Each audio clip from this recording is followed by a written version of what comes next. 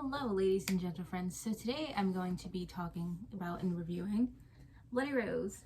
So Bloody Rose is the sequel to Kings of the Wyld, and this follows Kings of the Wyld 6 years, I believe, after the events of, the first book.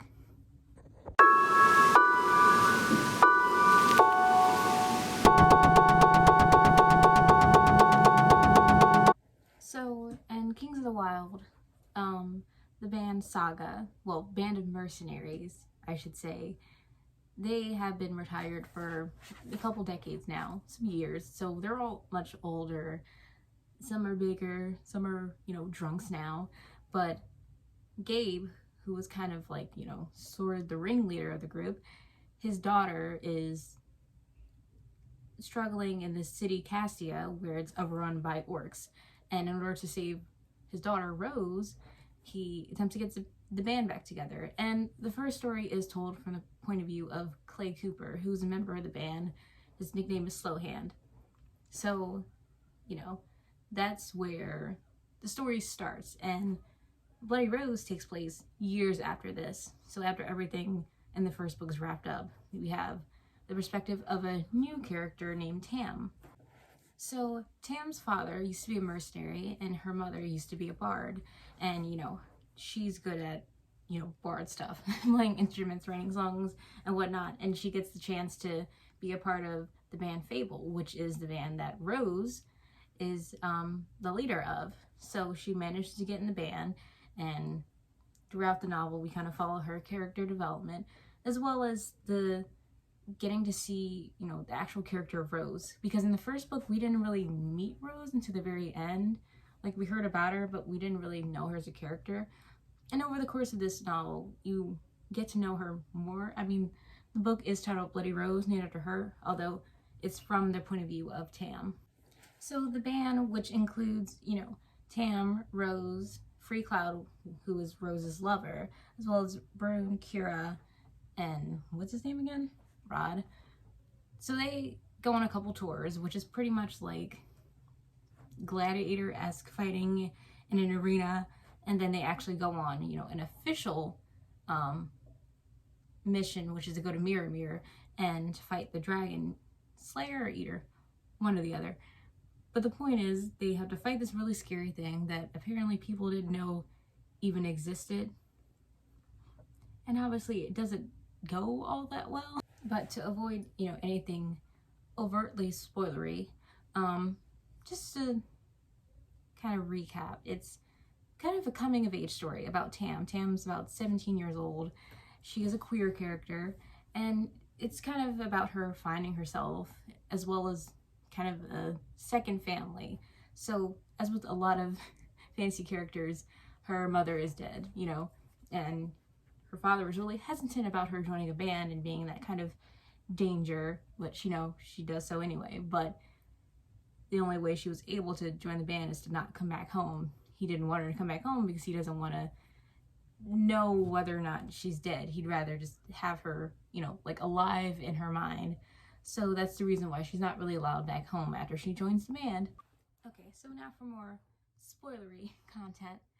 So along the way, we find out that Rose and Free Cloud have a child, and Rose's father, Gabe, is the one who's kind of looking after this child.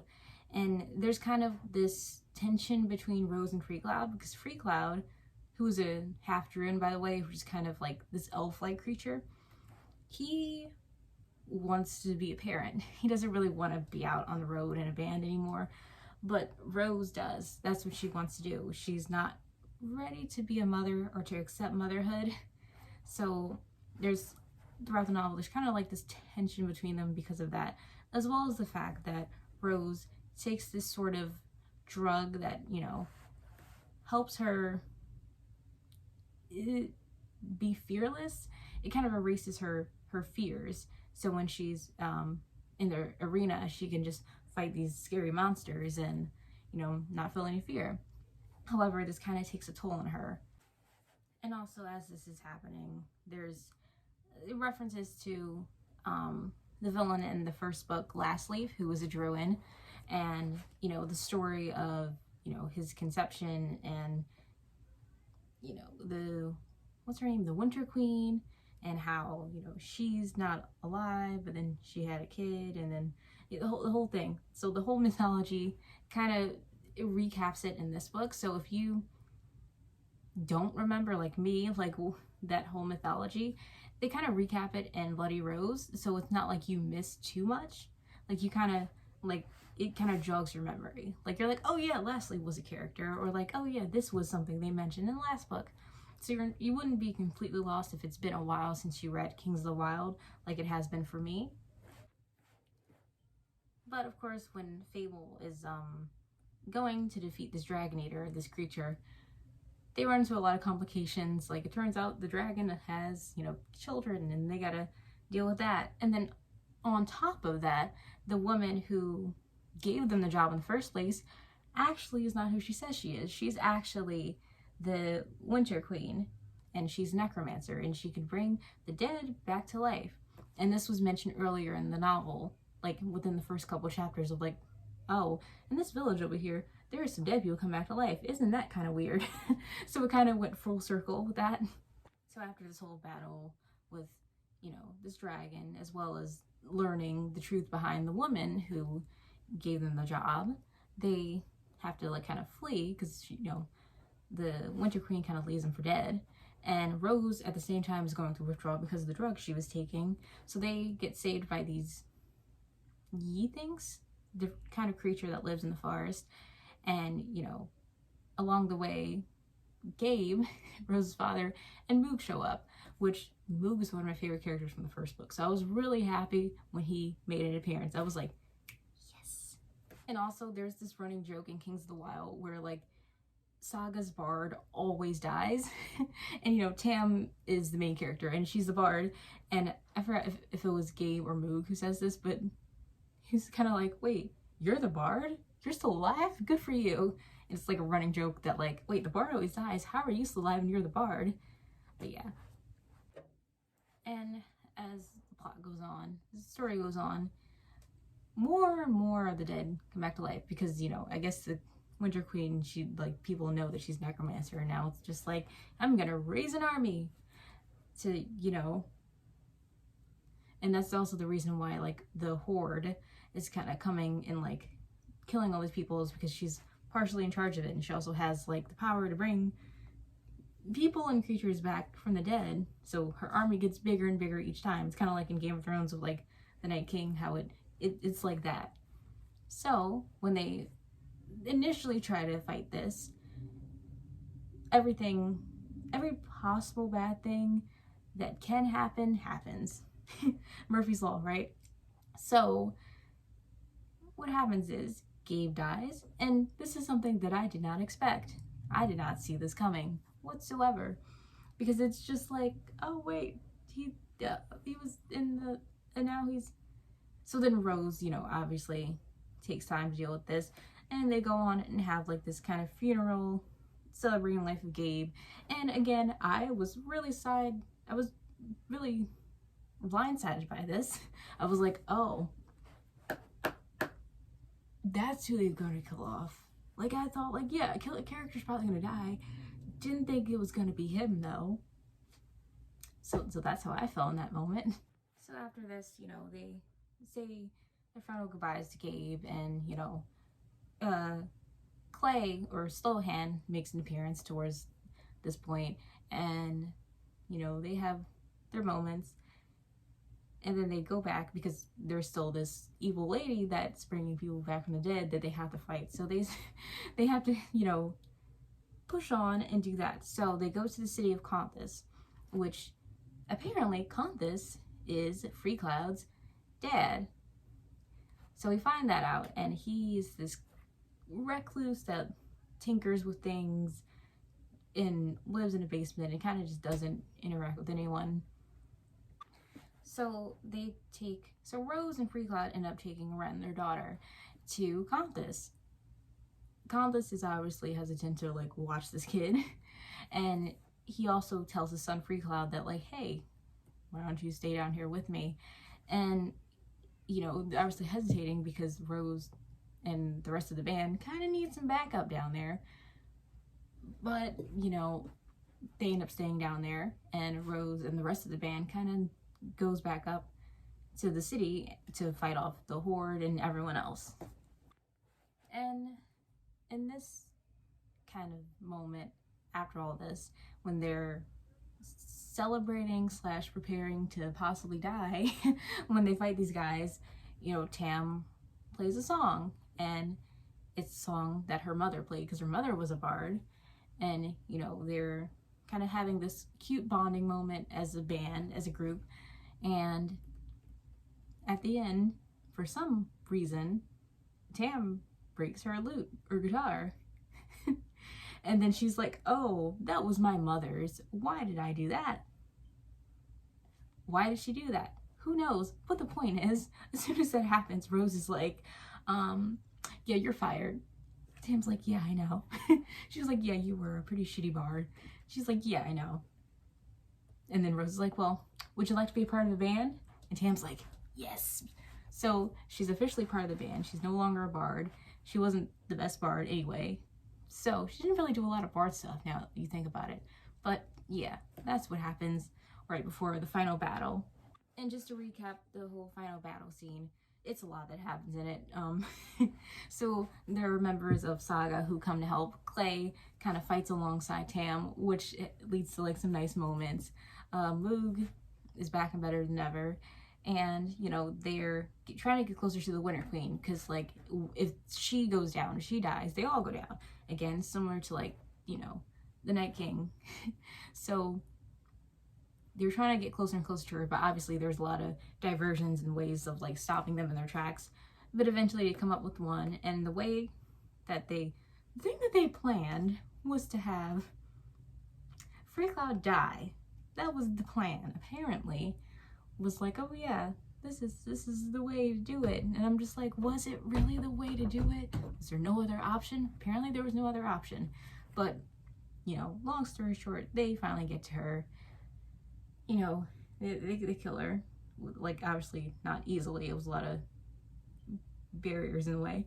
But, they eventually do it. And it's a sort of happily ever after. So the interesting thing about Kings of Wyld and Bloody Rose, it's like the final battle scene, it's like the pacing is good throughout the book, but like the final battle scene, it's always weird because as soon as like the battle ends, it kind of was like, oh, it's over. Oh yeah, this character died, by the way. And then it's like sort of like the epilogue. And it's like, oh, okay. It's like that. But also I forgot to mention that there is kind of a romance blossoms between Tam and Kira, another member of Fable, and she has like these, these tattoos that she can make come to life. Like if she like shouts the name of the tattoo or the name of the person that she drew, it comes to life and comes off of her skin and like attacks whoever is, attacking her, which is a cool power. That's cool. But yeah, they have this romance that blossoms between the two of them, and that is mentioned in the epilogue, as well as everyone else's sort of deal. And then towards the end, we see that Rose faked her death towards the end, but she is alive, and she is finally ready to give up this whole band thing, this mercenary job, and be a mother to her child Ren. So we have this cute little reunion moment where she's like going up to where her daughter is, and then at the end her daughter's like, mommy, and it's cute, and you're like, oh. So all in all, it's a happy end, but with like bad things that happen in the process of it. But yeah, my final thoughts on this, I really love the first book, and I would say, I don't know, I think of these like kind of like equally. Like I think I like Kings of Wyld and Bloody Rose about the same. I do like that, we are introduced to female queer characters in this book. Although Moog is a gay man, he's also like kind of like the wizard character. But I like the fact that, Tam is a queer character, and it's mentioned out the books. And, what I also like about this series is the world building, and like you see so many different creatures that like I guess maybe I don't read like enough fantasy, at least not enough adult fantasy. So like maybe there's a lot of creatures that are exist in other books, but maybe not the ones I read. But like, you know, the idea of like these kind of tree people, it just reminded me of like Groot, but like different. I don't know. I like the creatures in this book, and I like the world building, and I like the setup of the world itself, and you know, the cities, and you know, the fact that, you know, there's this whole forest in between, like, you know, Castia and everything else. I'm a sucker for world building, and I really like it in this book. Also, something that I like forgot to mention is the fact that these mercenaries, these bands, are kind of treated like rock stars. You know, they're called bands, and there's also like musical references throughout the book. And you know, the treatment of them is kind of like, you know, they're idolized. So someone like Tam really idolizes someone like Rose. Like, she wants to be like her. She even dyes her hair because Rose has her hair dyed, and you know, she wants to be cool like her. And you know, it's different than like other books where like there's like a character who's like this assassin or this fighter or this mercenary, and they just kind of exist as, you know, this assassin or mercenary. Whereas like in this series, it's like these people are held up like on a pedestal. These people are idolized, and I feel like that's not always talked about. It's kind of just like, you know, these mercenaries or assassins kind of exist, but they're not idolized. Whereas here, it's like, no, they're like rock stars pretty much. And that's why someone like Tam is just like, yeah, I want to be in a band because I want to be cool like these people. And I like that dynamic of, you know, admiration for someone that you barely know, but then when you get to know them, it's kind of like, oh, this is Bloody Rose. It's like the saying, you know, don't meet your heroes, because she finally meets her hero, and it's like, oh, this is who she is.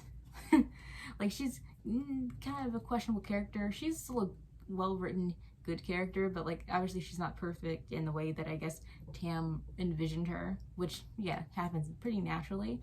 But I do like the dynamic of, you know, being let down as far as like meeting someone who you just idolized, and then it's like, oh, this is who Bloody Rose really is. So I really liked that whole thing.